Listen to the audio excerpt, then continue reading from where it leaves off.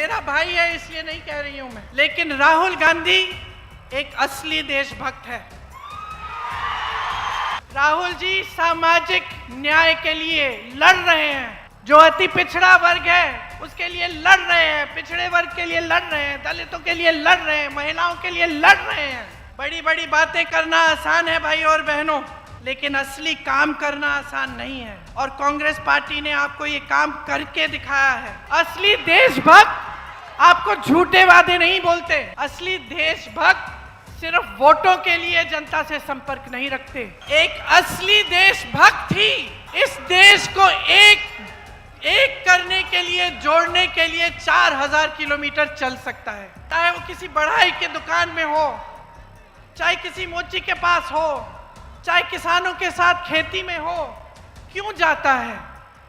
समझने के लिए कि मैं कैसे मदद कर सकता हूं। सरकार कौन सी स्कीम ला सकती है जब हमारी सरकार होगी जिससे आपका उत्थान हो सके, उसको असली देशभक्त कहते हैं। 27 पुल दे गए हैं 3 सालों में। मोदी जी आते हैं आपके सामने और बड़ा सा विकास का पैकेज खोलते हैं। अरे भाई, तुमसे एक पुल नहीं बन रहा है। विकास पुरुष नाम कैसे हो गया आपका? एक पुल नहीं बन रहा है, एक पुल खड़ा नहीं कर पा रहे हैं आप। आपको पहचान होनी चाहिए, पहचान होनी चाहिए कि किसकी नीयत क्या है। देखिए, मेरा भाई है इसलिए नहीं कह रही हूं मैं, लेकिन राहुल गांधी एक असली देशभक्त है। एक असली देशभक्त ही इस देश को एक करने के लिए, जोड़ने के लिए 4000 किलोमीटर चल सकता है। एक असली देशभक्त ही आपके पास आकर आपकी समस्याओं को समझना चाहता है। चाहे वो किसी बढ़ाई के दुकान में हो, चाहे किसी मोची के पास हो, चाहे किसानों के साथ खेती में हो, क्यों जाता है? समझने के लिए कि मैं कैसे मदद कर सकता हूं। सरकार कौन सी स्कीम ला सकती है जब हमारी सरकार होगी जिससे आपका उत्थान हो सके, उसको असली देशभक्त कहते हैं। जो इस देश के लिए मरने के लिए तैयार हो। असली देशभक्त सुनिए, असली देशभक्त चोरी से सत्ता में नहीं आते। असली देशभक्त आपको झूठे वादे नहीं बोलते। असली देशभक्त सिर्फ वोटों के लिए जनता से संपर्क नहीं रखते, लगातार जनता से संपर्क रखते हैं। तो नियत समझिए, राहुल जी सामाजिक न्याय के लिए लड़ रहे हैं। जो अति पिछड़ा वर्ग है उसके लिए लड़ रहे हैं, पिछड़े वर्ग के लिए लड़ रहे हैं, दलितों के लिए लड़ रहे हैं, महिलाओं के लिए लड़ रहे हैं।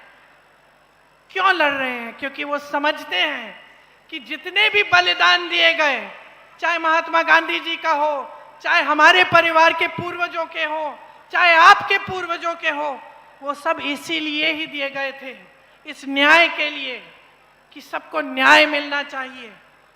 इसीलिए जो कांग्रेस पार्टी आपके लिए इस चुनाव में काम करना चाहती है, चुनाव के बाद अगर सरकार में आती है, उनको समझना बहुत जरूरी है। बड़ी बड़ी बातें करना आसान है भाई और बहनों, लेकिन असली काम करना आसान नहीं है। और कांग्रेस पार्टी ने आपको ये काम करके दिखाया है। आपको मालूम है कितने बांध, कितने पुल बने थे यहाँ कांग्रेस के जमाने में, और पिछले 3 सालों में आप बता सकते हैं कि बिहार में कितने पुल रह गए?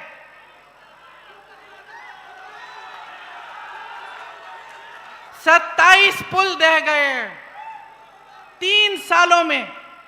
मोदी जी आते हैं आपके सामने और बड़ा सा विकास का पैकेज खोलते हैं। अरे भाई, तुमसे एक पुल नहीं बन रहा है। विकास पुरुष नाम कैसे हो गया आपका? एक पुल नहीं बन रहा है, एक पुल खड़ा नहीं कर पा रहे हैं आप। अनावरण से पहले ही दह जाते हैं। तो समझिए, काम करने वाला, विकास करने वाला कौन है और बड़ी बड़ी बातें करने वाला कौन है। 70,000 करोड़ रुपए आपके गायब हुए बिहार में। सीएजी की रिपोर्ट आई, क्या था? कहां से आए वो पैसे? क्या थे? वो आपकी स्कीमों के पैसे थे।